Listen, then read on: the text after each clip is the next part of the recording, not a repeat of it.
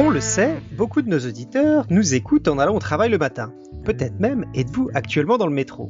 Eh bien ça tombe bien, car ce soir, vous embarquez avec nous pour un voyage sous terre. On vous parle du chemin de fer urbain à traction électrique, établi en site clôturé, généralement au souterrain ou sur viaduc, et destiné au transport des voyageurs avec une fréquence élevée de desserte, ou encore appelé plus simplement métro. Nous sommes le 8 novembre 2023, c'est l'épisode 498, et vous êtes sur Podcast Science.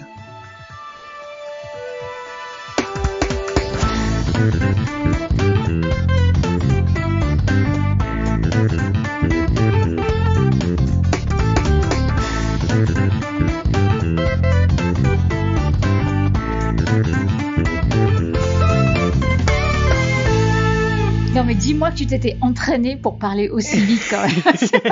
Je passais la journée dans le métro là, j'étais au taquet là pour faire mon épisode. Ah ouais, c'était excellent. Ça. Et en plus, j'ai même pas pris le métro d'ailleurs aujourd'hui. Donc voilà, je vous parle quasiment à l'aveugle. Donc ce soir, pour nous parler du métro, nous avons Cléora depuis la Normandie. Salut à tous. Et Cléora, est-ce que tu as le métro dans ta ville? Oh bah non, petit village. Bah non. Irène qui nous parle depuis les Alpes. Bonsoir, bonsoir. Je crois pas qu'il y ait de métro non plus à Chamonix. Je tiens juste à dire les Parisiens qui pensent qu'il y a le métro partout. Du coup, Alexa, qui est dans une ville avec un métro depuis Los Angeles. Oula, un métro à Los Angeles, restons quand même le métro voilà. à moitié existant. Donc j'ai commencé ce soir. Donc moi, j'avoue que ça faisait longtemps que je voulais faire ce sujet-là parce que je suis un peu un métro geek. J'aime bien les métros, je trouve ça un peu fascinant, c'est des merveilles de technologie, voilà, et on va parler de comment les métros sont apparus, comment ils existent maintenant, ils se développent, c'est des énormes développements en ce moment dans le métro, en particulier en Île-de-France, et puis quelques anecdotes que j'ai découvertes aujourd'hui. Alors, on va commencer déjà par une définition. Alors je vous l'ai lu dans l'introduction, la définition, mais on va un peu la disséquer. Donc les systèmes de transport commun de masse, comme on les appelle. Donc on voit bien la différence entre un bus et un train, mais en fait on passe quasiment continuellement de l'un à l'autre. Donc on a les trolleybus. Vous voyez ce que c'est? Non. Un trolleybus, c'est un bus, mais qui circule sur la chaussée et qui est relié avec un câble en haut. Ouais, d'accord. Ok. Voilà. Donc ça roule quand même. Ça roule sur la route normale, pas sur des rails. Voilà. Le tram. Ah ouais. Là, il y a des rails. Tramway. Exactement. Donc le tramway, c'est établi en totalité ou en majeure partie sur la chaussée, mais ça roule sur rail. Donc ça veut dire, par exemple, quand il passe, les voitures doivent s'arrêter au feu rouge, par exemple. Voilà. Et le train, c'est un système qui roule sur un système à part. Il roule pas sur la chaussée, c'est totalement séparé. D'accord. Et le métro, c'est un peu entre les deux derniers. Il est sur rail, mais sur un système propre qui n'est pas la chaussée. Il risque pas, par exemple, de se prendre une voiture, le métro. Bah, ça, c'est comme le train, alors. C'est comme le train, mais c'est un système qui lui est propre, qui est séparé. Il est séparé physiquement du réseau classique. Il n'est pas possible de faire rouler un métro sur une voie de la SNCF. Et inversement, il n'est pas possible de faire rouler un TGV sur une voie de métro. C'est un système qui est assez indépendant, avec une alimentation qui est indépendante, voilà. Donc c'est un système qui est séparé.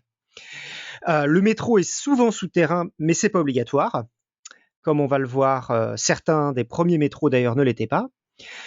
Et à Paris, par exemple, des lignes comme la 2 et la 6 ne sont pas vraiment souterraines. Elles sont en grande partie sur des viaducs qui traversent la ville d'est en ouest. Et puis après, en fait, il y a des systèmes qui sont vraiment pas simples à classer. On a des lignes, par exemple, comme le système de Rouen, dont les Rouennais l'appellent le métro, mais qui possède la particularité de circuler donc en tunnel sur une partie de sa longueur quand il traverse les 5 stations qui traversent le centre-ville de Rouen.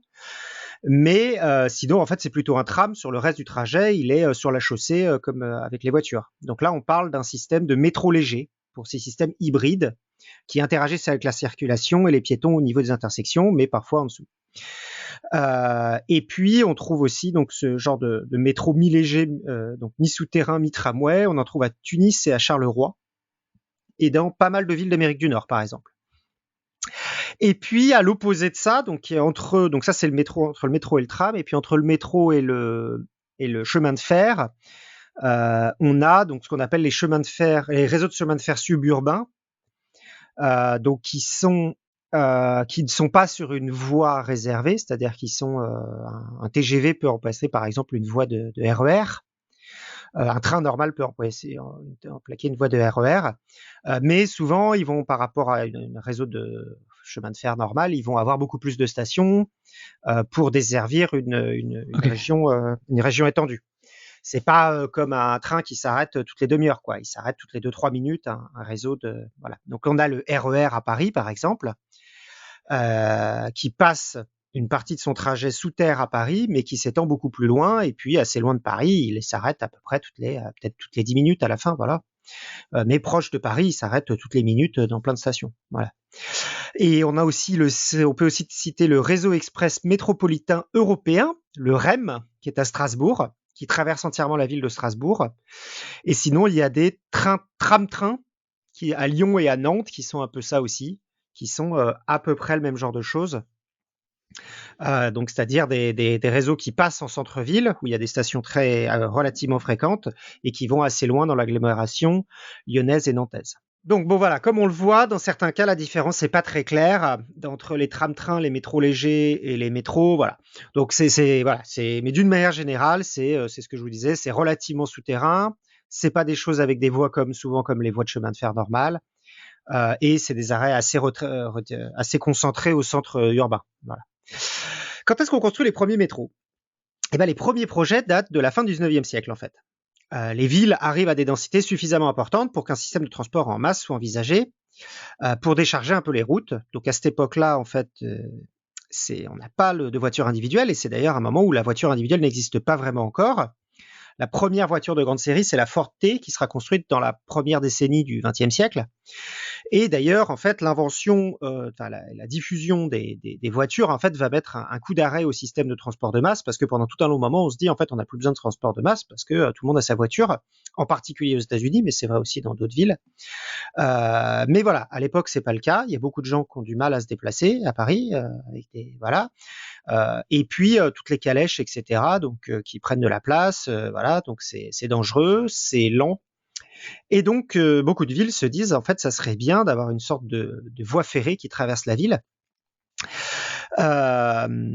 Et donc, c'est le moment où on commence à penser au premier. Voilà. Donc, si on prend une définition un peu large du métro, la première ligne urbaine de chemin de fer en souterrain, elle est inaugurée en 1962, en juin 1962 à Lyon, et c'est le funiculaire de la rue Terne, qui a été depuis arrêté.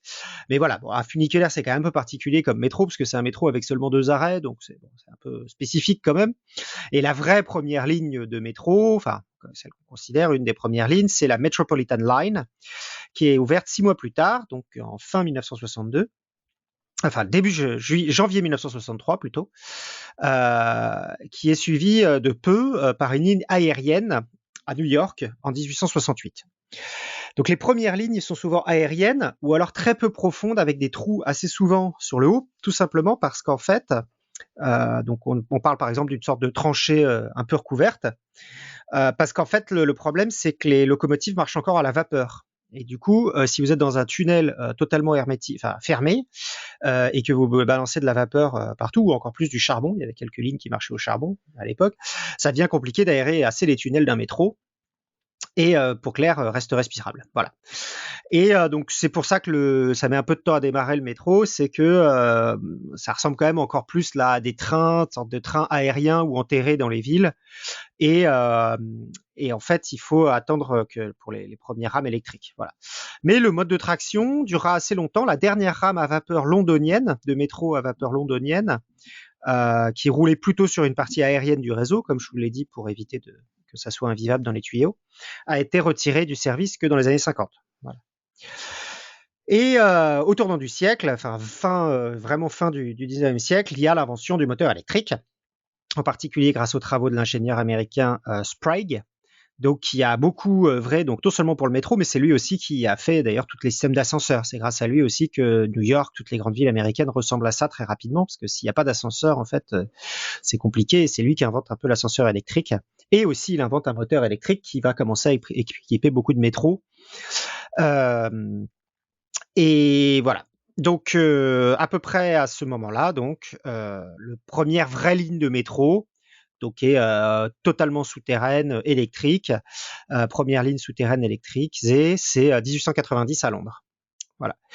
1896, c'est le premier métro de Budapest, et 1898, c'est Chicago, qui était une ligne à vapeur déjà, qui existait déjà, mais qui va être électrifiée aussi. Voilà. Et en France, alors, en France, on a un problème, c'est que en fait, on est déjà très très ferroviarisé. On a beaucoup de trains.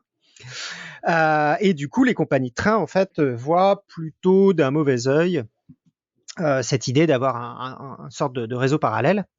Alors, on a déjà la petite ceinture. Je ne sais pas si vous avez déjà entendu parler. Les Parisiens l'ont souvent entendu parler. C'était une ligne, en fait, qui faisait tout le tour de Paris, à peu près au niveau des boulevards des Maréchaux, qui était, c'était une ligne de chemin de fer. Là, c'est juste qu'elle est elle est un peu en dessous du niveau. Voilà, elle avait été un peu creusée, mais là, c'est une vraie ligne de chemin de fer parce qu'elle est totalement ouverte et qui faisait tout le tour de Paris avec une vingtaine d'arrêts, je crois.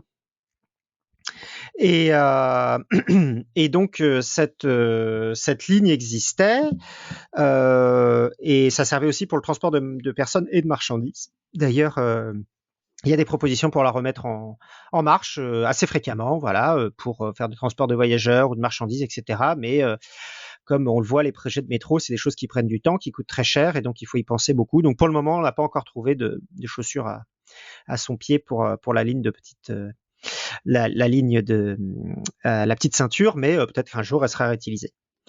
Elle appartient d'ailleurs toujours à la SNCF, hein, cette ligne, elle est plus ou moins à l'abandon, donc certaines personnes savent comment y accéder, mais normalement c'est pas, on peut pas faire le tour comme ça en vélo, je crois. Voilà, à l'époque donc on a, comme je vous l'ai dit, beaucoup de trains, on a 9 gares à Paris, avec des compagnies différentes. C'est pas la même compagnie qu'à la gare de l'Est, qu'à les compagnies qui gèrent les gares qui viennent de Normandie, les compagnies qui gèrent les gares donc toutes ces compagnies-là en fait sont un peu concurrentes, parfois même avec des systèmes de rails différents d'ailleurs entre elles.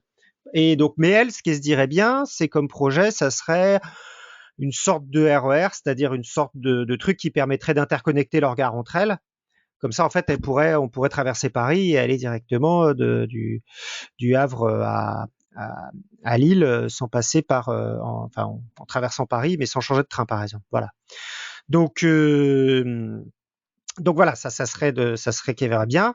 Et le Palais parisien, eux, ont plutôt envie d'un truc un peu plus dense, comme un métro, comme ce qu'il y a à Londres. Et ça bloque un peu pendant 25 ans à peu près. Il n'y a pas trop de développement à cause de ça. Et l'approche de l'exposition universelle de 1900. Voilà, donc là c'est un peu la honte. Paris est une grande capitale européenne, donc pour 1900 on construit, on construit la Grande Roue par exemple. La Tour Eiffel était construite pour l'autre expo de 1889, 10 ans plus tôt, donc là il n'y avait pas de métro. Mais voilà, donc c'est l'heure des grands projets pharaoniques. C'est là où on construit le Grand Palais, le Petit Palais par exemple pour l'exposition de 1900. Et donc là ils se disent on veut un métro, donc là finalement l'État dit ok banco. Il y a un projet donc de Edmond Huet, directeur des travaux publics de Paris, et Fulgence Bienvenu, ingénieur en chef, donc qui est un réseau de 6 lignes de chemin de fer urbain à traction électrique qui est sélectionné. Donc Monsieur Bienvenu, c'est comme la station de métro Montparnasse Bienvenue d'ailleurs. Donc ça veut pas dire que c'est pas pour souhaiter par politesse pour les Bretons qui arrivent à Paris. C'est en l'honneur de Fulgence Bienvenu, donc qui s'écrit avec un tréma sur le U. Voilà. Et donc Fulgence, c'est un fou du train. Donc après ses études d'ingénieur, il est ingénieur des ponts et chaussées et il va travailler d'abord sur la ligne entre Alençon et Domfront, puis sur la ligne du Prétend-Rail à Mayenne dans les années 1870-1880. Il perd même son bras gauche dans un accident de train en 1881, mais ça ne l'arrête pas, il va continuer à faire sa carrière dans les trains avec un seul bras. Il se rapproche de Paris. Il va être affecté à un moment à la ligne Paris-Strasbourg. Voilà. Et puis donc, le 30 mars 1898, 2 ans presque jour pour jour avant le début de l'exposition universelle, est votée la construction du métro. Et là, il s'y consacre à 100% à la construction du métro à Paris. Et la première ligne, donc qui correspond maintenant à la ligne 1, qui était de Porte de Versailles à Porte Maillot, qui était un peu plus courte que celle qui existe actuellement, est ouverte le 19 juillet 1900, durant l'exposition universelle, et juste à temps pour les Jeux Olympiques de 1900, dont les épreuves ont lieu au parc de Vincennes. Donc, il y a un métro pour y aller. Voilà. Et dès le mois de décembre 1900, le métropolitain a transporté 4 millions de voyageurs, ce qui, du coup, montre que ça marche très bien et qu'il faut continuer à l'utiliser très rapidement. Et donc, en 1804, en 1804, donc on parle de seulement 6 ans après le début enfin même pas 6 ans après la signature le top départ du métro, les lignes 2 et 3 sont déjà construites. Et donc on peut se demander comment est-ce qu'ils font pour aller aussi vite, et du coup ça va nous intéresser aux techniques de construction de métro. Et c'est parce qu'en fait ils utilisent une technique un peu différente de ce qu'on maintenant, enfin assez différente de ce qu'on utilise maintenant. C'est une technique de construction par la surface. C'est-à-dire, en gros, pour les lignes, on part de la surface, on creuse, on installe les voies, on met la charpente et on rebouche. C'est aussi le cas pour les gares. C'est pour ça que, par exemple, certaines stations de la ligne 1, comme la station de Gare de Lyon sur la 1, par exemple, où on voit encore des charpentes métalliques au-dessus, parce qu'en fait, c'est le plafond de la gare. C'est pas quelque chose qui a été creusé dans un tunnel par le dessous. C'est vraiment, ils ont creusé puis ils ont mis un toit par-dessus, en fait. Voilà. Et un autre avantage aussi de Paris par rapport à beaucoup d'endroits, c'est que Haussmann a déjà fait le travail en fait de défoncer toutes les petites rues de Paris. Donc on a des grands boulevards. Donc ça c'est Haussmann, c'est dans les années 1850. Donc il y a plein de grands boulevards dans Paris. Et donc en fait la construction est relativement simple, c'est-à-dire que par exemple pour les lignes 1, on va casser le grand boulevard de la rue de Rivoli, etc. là, et on construit, on bloque la route, on casse tout, on construit, on rebouche et on passe à la station d'après. Et donc en fait, les premières lignes de métro, elles sont très peu profondes. Les rails sont parfois seulement à 4,5 mètres sous le niveau de la chaussée. Donc il y a 3 mètres de métro et puis après à 1 mètre seulement sous le haut du tunnel et 1 mètre seulement sous la voie. Voilà. Une autre approche aussi qui fait que c'est assez rapide, c'était une approche qui avait déjà été utilisée à New York et à Chicago, par exemple, et à Boston, ouais, c'est un métro aérien. Donc ça aussi, c'est relativement simple. Il n'y a pas besoin de faire des gros tubes, etc. On va construire des sortes de viaducs un peu partout dans la ville. Et ça, c'est le cas, du coup, pour la ligne 2, qui, en l'occurrence, la ligne 2 était plus ou moins la ligne 2 était censée faire une ligne qui faisait tout le tour et qui finalement a été séparée maintenant en 2 lignes qui sont la 2 et la 6. La ligne Étoile Nation des deux côtés. Voilà.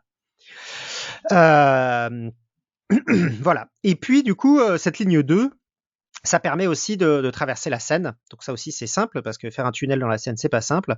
Tandis que faire un pont sur la Seine, donc là, la traversée de la Seine est effectuée en 1903, et c'est un joli pont, qui donc est un pont qui est piéton et voiture sur sa surface en dessous, et puis par-dessus, il y a un viaduc où il y a le métro qui passe.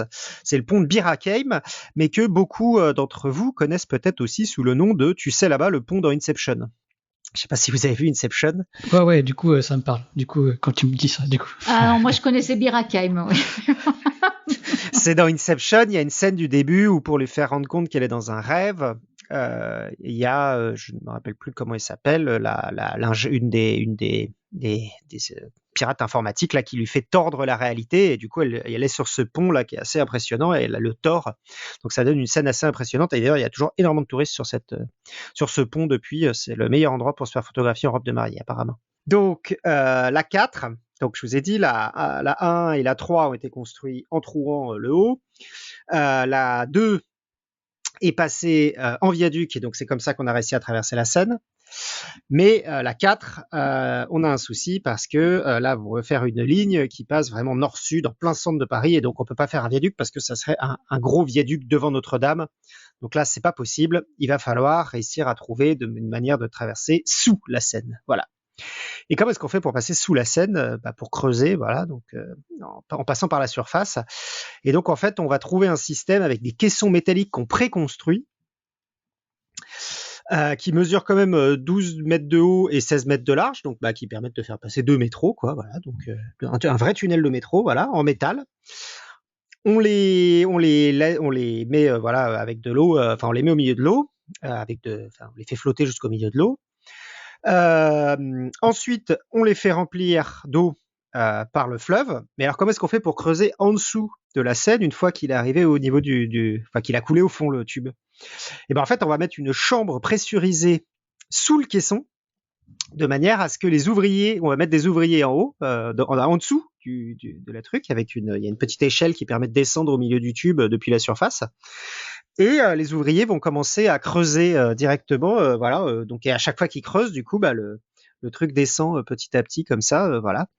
Et en plus, d'ailleurs, ils sont non seulement pressurisés, mais surpressurisés, parce que sinon, s'ils sont pas surpressurisés, ça a tendance à faire rentrer l'eau a tendance à rentrer dans cette chambre. Du coup, on les met sur surpression. Et du coup, ça pose tous les problèmes qu'on peut connaître de surpressurisation, comme pour les plongeurs. Donc, ils doivent faire des paliers pour sortir. Après une plongée dans la Seine, quand même. Mais bon. Donc voilà, ça pose des problèmes. Il y a des accidents, il y a voilà. Donc c'est pas évident. Alors, attends, que je comprenne bien. Ah ouais, c'est dingue ce truc. Le gros truc du métro, là, qui fait plusieurs mètres de long, là, on le dépose sous la... Enfin... Alors, on le fait flotter sur la Seine, Ok. en le mettant avec des trucs qui permettent de tenir voilà. Ouais. Et puis après, on le fait couler, il tombe au fond de la Seine. Ouais. Et en fait, sous ce tube-là en métal, il y a une sorte de paroi étanche, plus ou moins étanche, mais sans sol, de manière à ce qu'il y ait des gens qui puissent descendre en dessous et être avec de l'air autour d'eux, mais au contact du sol directement. Et quand ils creusent, du coup, toute la structure tombe avec eux parce qu'ils creusent en fait pour enlever la terre. Ok, donc les gars, ils sont bien en dessous du gros truc de métro. Ah non, mais c'est n'importe quoi. C'est ce ça, truc. ils sont sous le tube. Voilà. Et en plus de ça, ils sont pas vraiment à l'air libre parce que si on les met à l'air libre, en fait, leur truc est pas assez étanche et du coup, il y a de l'eau qui rentre dans la chambre. Du coup, pour éviter qu'il y ait de l'eau, on les met dans un truc ultra pressurisé, on augmente de l'air. Pour que ça, voilà. Non, mais c'est un truc de ouf. Comment ils ont trouvé des gens pour aller faire ce boulot, quoi. Travailler là-dessus, mais je peux trop envie, moi. Et ça, c'est 1903 en plus, hein, donc c'est pas non plus, c'est pas des grandes technologies, quoi. J'espère qu'ils les ont bien payés, les gars, parce que ça a l'air c'est hyper pas risqué, quoi. C'est pas fini. Ah, il y a encore un truc plus dingue. Vas-y, on t'écoute. Parce qu'après, au niveau, pour les berges, pour commencer à creuser les berges, en fait, ils s'aperçoivent qu'ils n'arrivent pas à creuser parce que c'est détrempé, il y a trop de flotte, et du coup, ça coule, en fait. Quand tu creuses, en fait, ça glisse, voilà, et du coup, ça se remet. Et donc, ce qu'ils vont faire, c'est qu'ils vont mettre un système, en fait, pour congeler la terre, avec des tuyaux qui passent de la Saumur à moins 26 degrés. Ça refroidit pendant 40 jours, donc il y a toute une partie de la Seine qui est congelée pendant ce moment-là.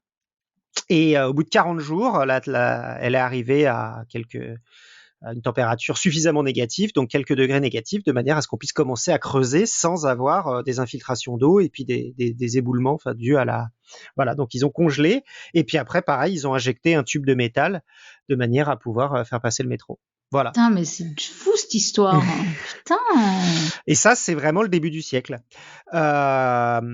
Et c'est d'ailleurs la technique de congélation, donc même si maintenant... donc ça, c'était à peu près au niveau de Saint-Michel, donc pas très loin, juste en face de Notre-Dame, mais de l'autre côté à peu près, quoi, au niveau de la ligne 4.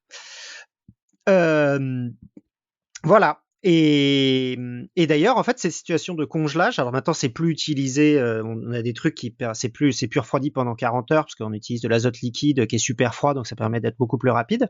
Mais c'est toujours utilisé aujourd'hui, et ça a été utilisé d'ailleurs pour l'extension de la ligne 12 au nord, vers Aubervilliers, qui a ouvert en 2022, donc ça a été fait vers 2019-2020, ils ont utilisé ces refroidisseurs, parce qu'ils traversaient une zone un peu marécageuse, et du coup, pour éviter que dès qu'ils creusent, il y ait de la flotte qui arrive, et puis donc ils congèlent, ils bétonnent, et après du coup ça, voilà, ils peuvent construire, enfin ils peuvent creuser et bétonner, et après ils réchauffent, voilà.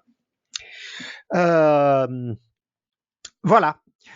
Mais du coup, et puis depuis donc le XXe siècle, depuis le début du XXe siècle, les métros maintenant sont plus ou moins creusés directement dans le sol avec des grands tunneliers, en fait. Donc là, c'est-à-dire que c'est plus directement à la surface, c'est-à-dire qu'on va directement, on creuse en profondeur. Et puis on met un tunnelier au fond, donc voilà, c'est plus long, c'est plus cher aussi, mais ça permet de construire beaucoup plus profond et de manière beaucoup plus solide, sans gêner la circulation en surface, et puis aussi sans risque d'éboulement aussi, parce que vous imaginez que si vous êtes à 1 mètre sous la surface, il suffit qu'il y ait un petit mouvement de terrain ou un gros camion qui passe et vous vous retrouvez avec un camion dans le métro, quoi. Et d'ailleurs, il y a eu des accidents comme ça ou Il y a eu 2 accidents. Alors, j'ai un document sur ça. Il y a eu un écroulement assez récent d'ailleurs, avec une cour d'école maternelle qui s'est retrouvée au fond du métro. Oh, putain. Et heureusement, il n'y avait pas de gamin. Putain, le truc de ouf. Ça a été... c'était en 2003 quand même. Et c'était où? En 2003, la voûte d'un tunnel du prolongement de la ligne 14. En France, en tout cas. Ouais. Ouais, alors là, je connais que les Parisiens. Il y a sûrement eu des tas d'accidents du métro assez graves, hein, donc il y en a eu un, oui, qu'on connaît qui est assez grave, en particulier aussi au début parce qu'il y avait des. Alors, il y a eu des incendies parce qu'au début, donc, il y avait des trucs avec de la vapeur et du bois. Donc là, il y en a eu pas mal, hein, des trucs avec des incendies et des passagers morts parce que des gens qui sont coincés sous terre dans des rames en bois qui s'enflamment, voilà. Donc ça, il y en a eu. Il y a eu un accident assez grave à Paris qui est à la station. J'ai oublié, je retrouverai, mais vers les années 1900, quelque chose comme ça, et qui a fait d'ailleurs qu'on a abandonné les stations en bois et qu'on est passé aux stations en métal. Alors, dans la chatroom, il y a Yves Rongier qui nous dit c'est l'incendie de King Cross. Alors King Cross, c'est le métro londonien sans doute. Alors celui-là, je l'ai pas entendu parler, je suis pas sûr. Et il y en a en France, mais j'ai oublié son nom. Voilà. Et puis sinon, il y a aussi effectivement, c'est arrivé de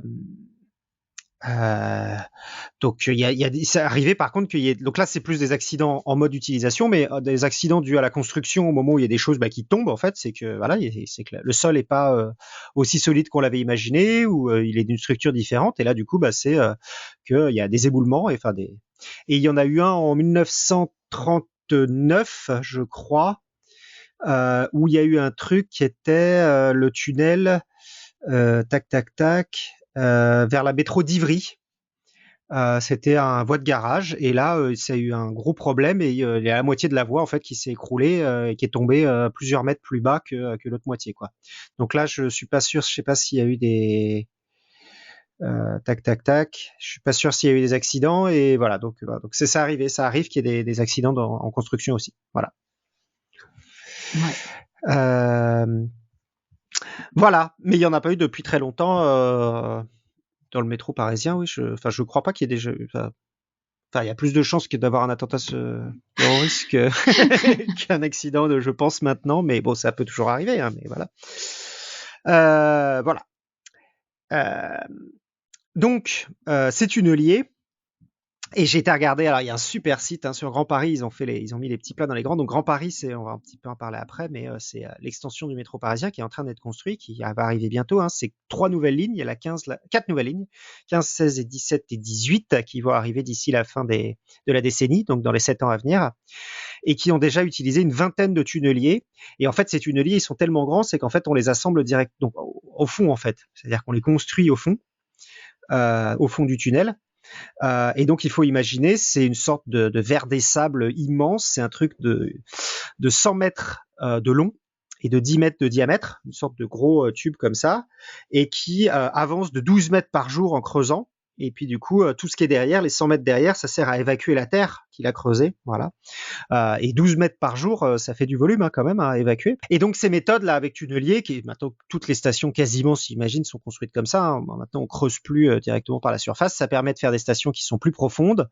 Et donc par exemple, les stations du Grand Paris vont descendre jusqu'à 55 mètres. Voilà. Et certaines villes ont des métros extrêmement profonds. Et souvent, c'est dû à un sol où la première couche est pas facile pour faire de la construction, donc souvent des sols un peu marécageux. Et donc, on va essayer d'aller chercher les couches en dessous pour construire.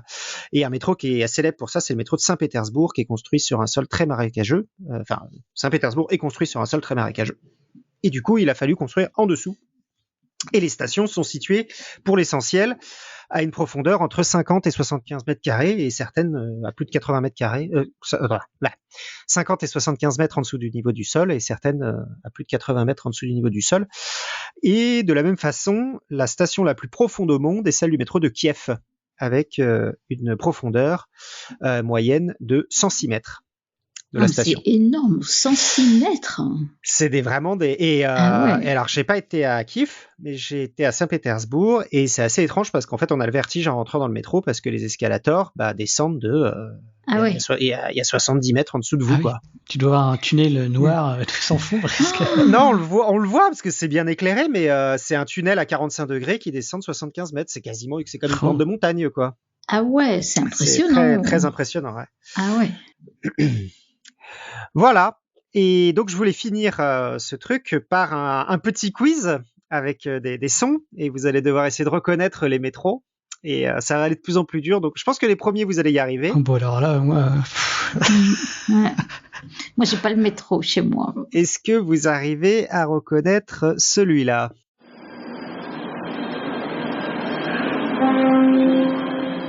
Mind the gap. Bah, ça doit être Londres, quoi. Exactement, c'est Londres. Et Londres, c'est connu pour avoir ce mind the gap. Ça veut dire faites attention à l'interstice entre la marche entre le métro et le quai. Donc il fait mind the gap. Et donc voilà, c'est le métro londonien qui, comme on l'a vu, est considéré comme le plus ancien du monde. D'accord. D'ailleurs, c'est là aussi qu'ils ont inventé la carte stylisée du métro, qui est réalisée à partir d'un dessin de l'ingénieur de Harry Beck en 1931. Et presque tous les systèmes ferroviaires urbains dans le monde possèdent désormais une carte un peu stylisée de la même façon. Et donc pour construire, en fait, donc je vais vous expliquer pourquoi est-ce qu'il faut faire ça. C'est que pour construire un plan de métro, donc on peut commencer à faire des lignes droites, juste dire si vous avez une ligne, du coup vous allez dire une ligne droite, voilà, c'est votre plan de métro. Si vous en avez une deuxième, voilà, vous pouvez faire un truc juste avec deux lignes droites qui se croisent. Ça c'est par exemple les plans de Toulouse, c'est comme ça, c'est-à-dire qu'ils essayent pas de faire un truc qui est très réaliste parce que les lignes elles tordent, voilà, elles vont un peu dans toutes les directions, mais eux ils ont dit voilà, ils ont fait deux lignes qui se croisent au milieu, un peu une sorte de X, voilà. C'est simple à lire, c'est assez clair, mais le souci c'est que si on fait ça, c'est que les lignes ne suivent pas du tout leur position effective à la surface. C'est-à-dire que en pratique, là où les stations sont placées, c'est pas là. Par exemple, si une ligne est au nord-sud et puis après décide de faire un virage à 90 degrés pour aller est-ouest, si on fait un plan comme ça, en fait, le plan correspond pas du tout à la réalité physique. Et par exemple, on peut pas se rendre compte, par exemple, de choses comme les distances entre les stations. Parce que sur le plan on a l'impression que les deux lignes sont très proches l'une de l'autre, mais peut-être que en fait pas du tout, ou alors que les stations par exemple seraient près d'un lieu sur une ville, ça on peut pas se rendre compte de ça. Mais j'ai du mal à imaginer effectivement, parce que d'aller d'un point A à un point B c'est ok, mais s'il y a des stations entre les deux points, du coup les stations sur le métro de Toulouse par exemple, sur le plan, elles sont pas mentionnées. Si elles sont mentionnées, mais c'est-à-dire que elles sont pas au bon endroit. Elles sont pas au bon endroit. Si on le superposait par rapport à une carte de la ville, Oui. Ça n'aurait rien à voir. D'accord. Tu peux regarder carte de Toulouse, enfin les métros de Toulouse, selon si tu regardes sur le métro ou si sur le plan, ça n'a rien à voir. Le plan ne représente pas vraiment. Oui, d'accord. Voilà. L'autre alternative, c'est de faire un plan qui est exactement la réalité, c'est-à-dire que vous mettez un plan où chaque station est exactement à sa position et vous représentez du coup tous les petits virages des lignes. Donc là où vraiment les lignes tournent dans la réalité. Et là, le problème, c'est que si on fait ça avec des métros avec beaucoup de lignes, comme Londres et Paris, c'est qu'on peut très vite arriver à un effet plat de spaghetti avec plein de lignes qui font des tours comme ça dans tous les sens. Et du coup, on a du mal en fait à s'orienter là-dedans et à voir des choses. C'est très difficilement lisible. Et donc l'alternative inventée par Beck et qui est maintenant utilisée par la quasi-totalité des plans dans le monde, c'est une sorte d'intermédiaire. On fait le maximum de lignes droites parallèles, mais on peut aussi introduire des lignes en biais, mais seulement à un angle donné.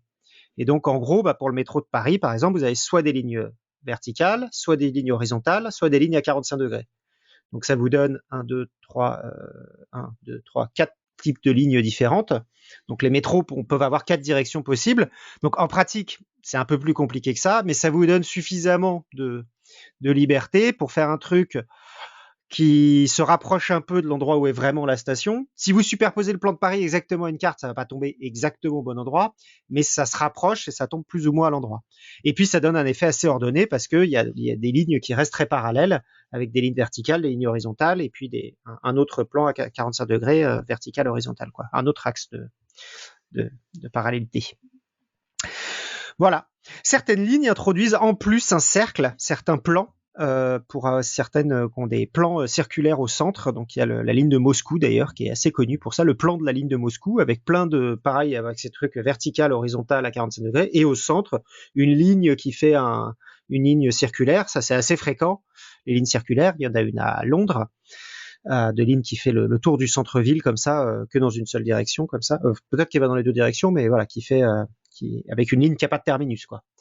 Et c'était en projet d'ailleurs à Paris, c'était ça qui a donné la ligne 6 et la ligne 2. À l'origine, la ligne 6 et la ligne 2 étaient censées être une seule ligne qui ferait un tour étoile-nation comme ça, donc de haut en bas de Paris. Voilà. Pour ceux que ça intéresse, ces choses-là, je conseille le livre Transit Maps of the World, qui est vraiment cool. Donc, c'est un livre avec toutes les cartes de métro du monde. Voilà, c'est assez joli. Hein. Il y a vraiment des jolies lignes. Non, mais t'as lu ce livre? Je l'ai même en double exemplaire parce que Excellent. c'est un copain qui me l'a envoyé et puis il l'a envoyé et le colis Amazon n'est pas arrivé. Du coup, il m'a dit oui. c'est pas grave, je te le renvoie et finalement les deux sont arrivés en même temps. Et tu l'as potassé, t'as regardé toutes les lignes de métro du monde. Ah ouais, voilà. Là c'est geek à 100%. Ouais. Ah ouais. Il est vraiment super ce livre. Il est vraiment rigolo. Ah non, mais t'as toutes les lignes, tous les plans, c'est vraiment super beau. T'as des historiques, t'as les lignes de Paris, les premiers plans de Paris, c'est vraiment très chouette. Non, mais je comprends qu'on s'intéresse à l'historique, mais de là aller s'éclater en regardant les lignes de métro d'une ville, je sais pas comme, c'est quand même esthétique, hein, c'est joli à voir. C'est très joli. Hein. Regarde là, Ah ouais, non, c'est super. Non, mais Et il y a des gens qui sont encore plus geeks de métro que moi qui passent leur week-end pour inventer d'autres plans des villes connues. Et donc il y a un mec par exemple qui a fait pas mal de villes en essayant de les faire un peu circulaires et donc c'était des plans inofficiels et qui a fait des plans pour Londres et puis pour New York en les faisant un peu voilà. Waouh. Ok. Alors, j'avais un deuxième son, un son bis pour le métro parisien, le métro londonais. Please mind the gap between the train and the platform. This is Hounslow East. This is a Piccadilly line service to Heathrow Terminals 1, 2, 3 and 5. Celui-là était plus facile. Il y avait Piccadilly Line, il y avait l'accent anglais, et puis il y avait Heathrow, Terminal 1, 2, 3. Oui, donc c'est Londres aussi, c'est pas possible. Celui-là, c'était Londres, c'était un bis. Voilà. Ouais. On va passer à un deuxième qui est facile aussi.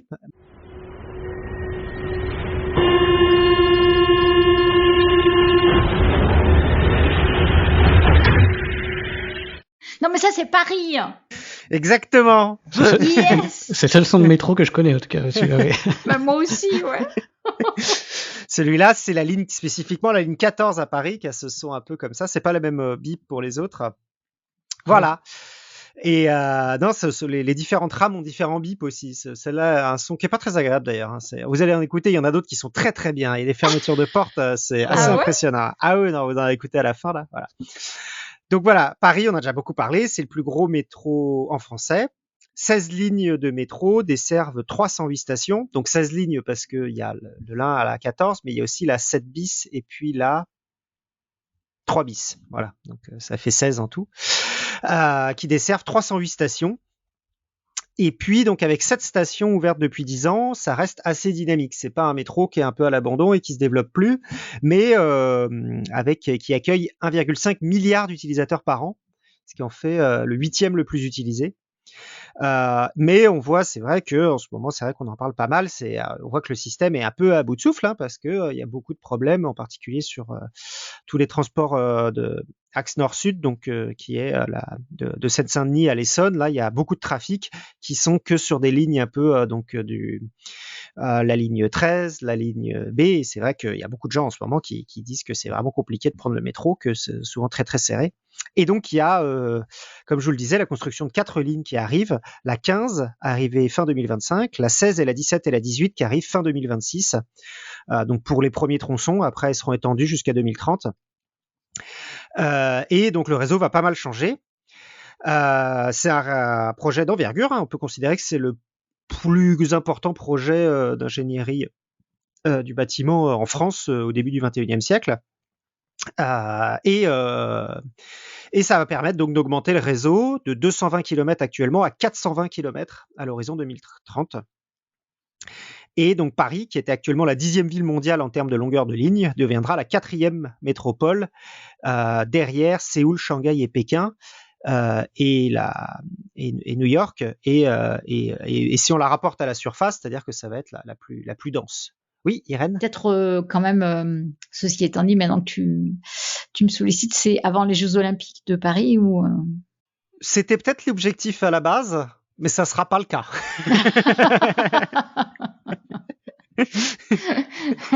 Là, ça va être un test du réseau actuel, les Jeux Olympiques, je pense. Ouais. En vrai, je suis quasiment sûr que c'était le cas parce que c'est toujours le cas. Tu vois, on en parlait de Los Ouais. Angeles, ils voulaient faire des lignes avant 2028. C'était déjà le cas pour le premier métro à Paris. C'était l'objectif, c'était de relier Vincennes à Paris avant les JO. Je pense qu'ils ont essayé et qu'en fait ils sont en retard parce que la première ligne devrait arriver.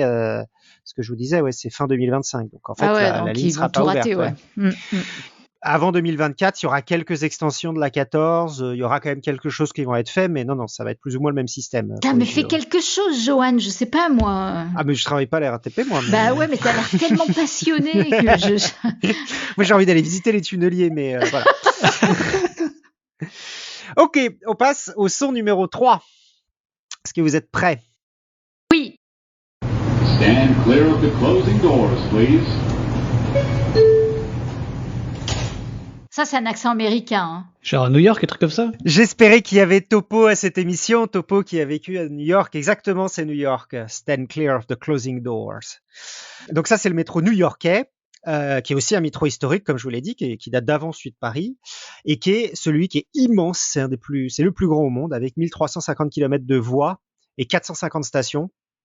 Mais pourtant à peu près autant d'utilisateurs que Paris. Bon, ben ça, c'est l'histoire d'amour des Américains avec le métro, c'est-à-dire qu'autant ils ont beaucoup de métros, parce que, en particulier sur la côte Est, parce qu'ils ont été parmi les premiers à les construire à la fin du 19e siècle, début du 20e, et puis après, quand les voitures arrivent, ils sont devenus le pays de la voiture, et donc ils ont un peu laissé leur transport en commun à l'abandon.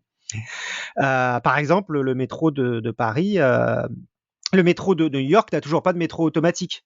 Ce qui peut paraître maintenant qu'il y a quelque chose de relativement fréquent dans les métros au monde. En France, il y a beaucoup de métros automatiques, mais c'est toujours pas le cas à New York. Ils parlent encore de l'automatisation, alors que ça fait 30 ans que ça existe. Et d'ailleurs, on va passer dans l'un des premiers métros à être automatisé. Oh, Alors, ça doit être le celui-là- Japon. S'il faut que ce soit le Japon. Celui-là, vous allez... alors oui, le premier, effectivement, premier, c'était Kobe au Japon. Donc c'est Ah pas ouais. celui-là. Ouais. Mais là, je vous parle d'un qui a été très très vite après. En raison d'un défaut de poste, la ligne 1 du métro est interrompue jusqu'à 18h40 environ.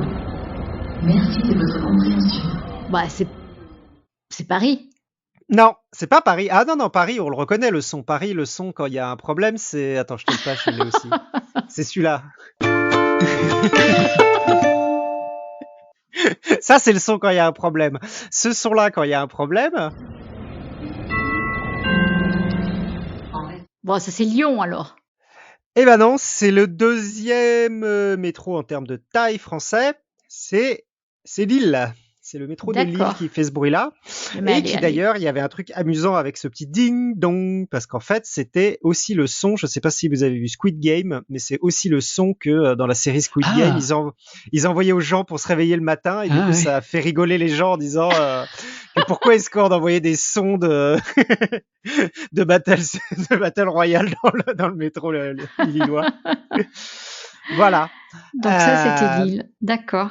Donc ça, c'était Lille, voilà, qui est le troisième en termes de fréquentation après Paris et Lyon, mais le deuxième en termes de taille. C'est un très gros métro. Et c'est aussi, d'ailleurs, ce que je vous disais, un des premiers réseaux au monde à avoir été totalement automatisé, avec une mise en place de la ligne 1 du métro de Lille en 1983. Donc il faut imaginer quand même que l'automatisation, ça date pas d'hier quand même. Et donc le premier, effectivement, premier, c'est 81 ou 82, et c'est Kobe. Mais ce que je trouve assez impressionnant d'ailleurs, hein, parce que maintenant on parle d'intelligence artificielle, tout ça, mais au début des années 80, automatiser un métro, ça devait être une prouesse technologique assez Ouais. impressionnante. Ouais. Ouais. Voilà, donc ça date quand même. Voilà. Et puis on va passer, là on passe vraiment chez les difficiles là, mais peut-être que vous allez reconnaître. Donc c'est le son 5.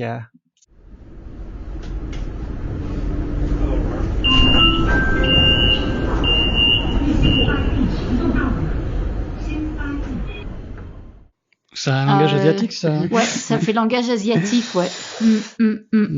Ouais, genre la Corée du Sud. Alors, la J'aurais dû Corée. mettre plus gros. La Corée. Non, c'est pas la Corée, c'est du chinois. C'est les Chinois.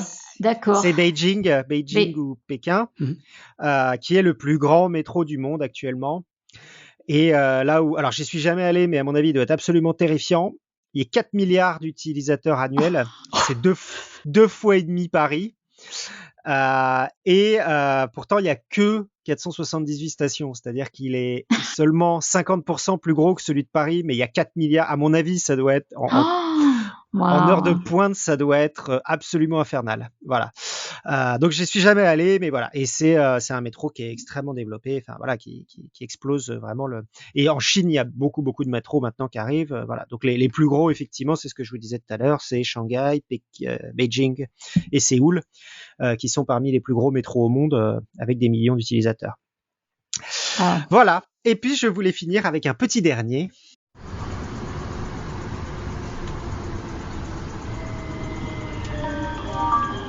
Station Sainte-Anne, accès centre historique, l'Hélice, couvent des Jacobins, centre des congrès. Ah ben les Jacobins c'est Lyon, hein. Et ben non, c'est pas Lyon. Ah merde. C'est Sainte-Anne. Rennes. D'accord. C'est Rennes. Et alors pourquoi je parle de Rennes? C'est parce qu'en fait, du coup, il y a des métros en France dans pas mal de grandes villes. Il y a un métro, donc on a dit, on a parlé de Paris aujourd'hui, on a parlé de Toulouse. Vous m'avez beaucoup parlé de Lyon, mais je n'ai pas bien ce qu'il y a ici, mais c'est le deuxième plus gros.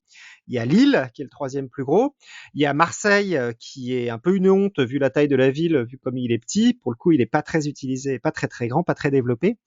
Et après ça, le métro, du coup, c'est à Rennes, le dernier métro, et c'est le dernier métro qui a été construit en France. Donc la ligne A du métro a été construite en 2002, donc il y a 20 ans, et ça faisait alors de Rennes la plus petite ville au monde dotée d'un réseau de métro, qui depuis a été rattrapé en 2008 par Lausanne, qui s'est aussi équipé d'un métro.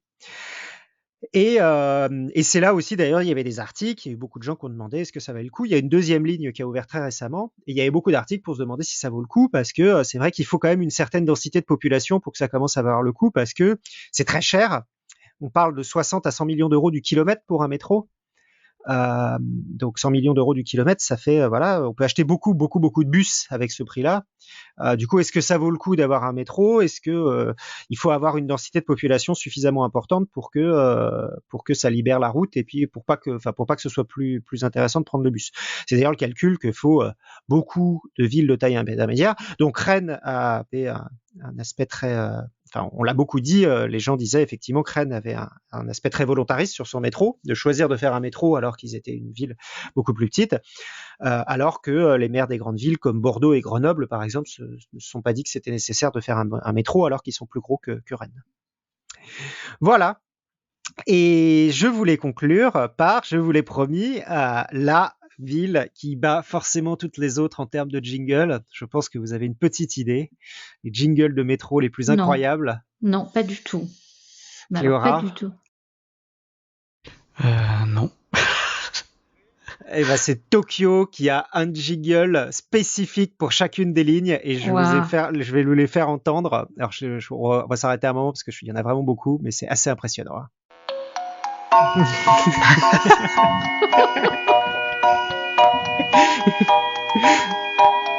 Ça, c'est à chaque fois que le métro arrive en station. Donc chaque station a sa petite musique, c'est ça? Chaque ligne. À chaque ligne. Ah, ils sont trop forts ces Japonais. Hein. Bon, moi, t'as envie de te lever le matin pour prendre le métro, c'est bien. C'est tout doux, c'est tout. 1番線ドアが閉まります。ご注意ください。 Je sais pas combien de heures.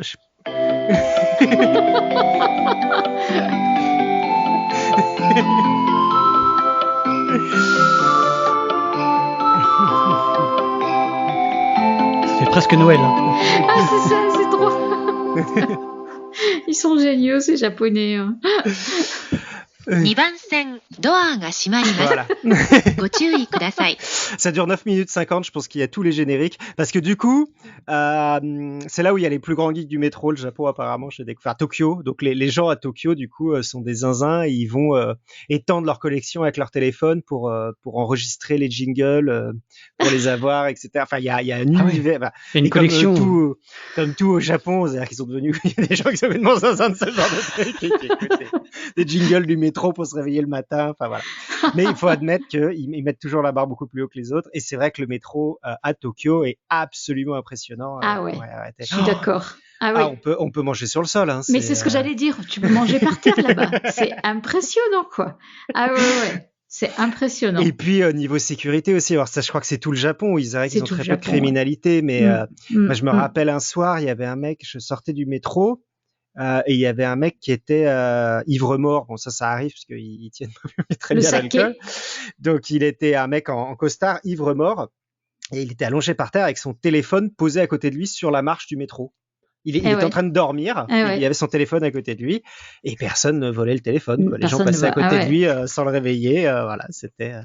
C'est donc impressionnant. c'était assez- Ouais. Ouais, et pour donc ça, le le métro Japon. parisien, Pour ça, le c'est métro cool. de Tokyo est assez impressionnant, ouais. Ouais. Voilà.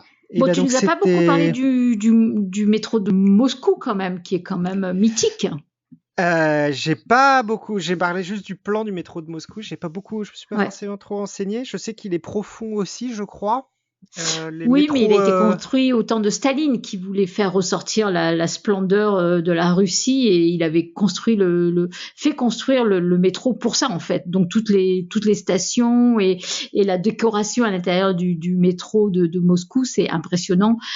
Et t'as plein de peintures, de statues à la gloire de la Russie en fait. Et c'est mythique, c'est très beau, très très Celui beau. de Saint-Pétersbourg est comme ça. Alors j'ai pas été à Moscou, mais celui de Saint-Pétersbourg est aussi pareil. Il y a des métros avec des mosaïques. Ouais. C'était aussi très impressionnant, ouais. Ouais.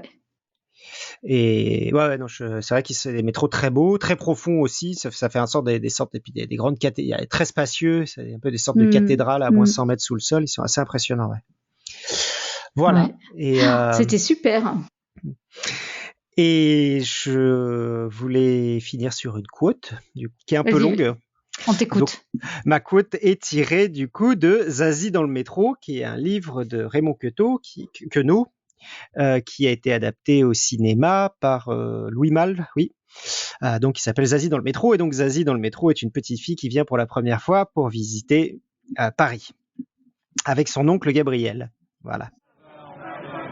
Mais enfin, Zazie, si ça te plaît de voir vraiment les Invalides et le tombeau véritable du vrai Napoléon, je t'y conduirai. Napoléon, mon cul, m'intéresse pas du tout cet enflé avec son chapeau à la con. Mais qu'est-ce qui t'intéresse alors? Mais oui, qu'est-ce qui t'intéresse? Le métro. Le métro, mais le voilà le métro. Le métro. C'est sous terre le métro, non mais. Celui-là, c'est l'aérien. Alors c'est pas le métro. Je vais t'expliquer. Quelquefois, il sort de terre et ensuite il y rentre. Des histoires, tu dis jamais la vérité. Bon, on va t'appeler Zazie alors. Excellent. C'est une très bonne quote. Voilà. Et donc, si vous avez aimé le métro et que vous nous écoutez dans le métro, n'hésitez pas à aller nous mettre des petites étoiles sur iTunes. C'est comme ça que nous étendons notre réseau, voilà, parce que nous ne faisons pas de publicité. Vive le réseau. N'hésitez pas à vous partager aussi. Vive le réseau, exactement, souterrain. N'hésitez pas à nous partager sur vos réseaux souterrains et sociaux. En parler à votre voisin de métro. Mais faites attention quand même, c'est un peu bizarre. Des fois, les gens commencent à parler de... Et on se retrouve donc dans 2 semaines. Et que servir la science soit votre joie.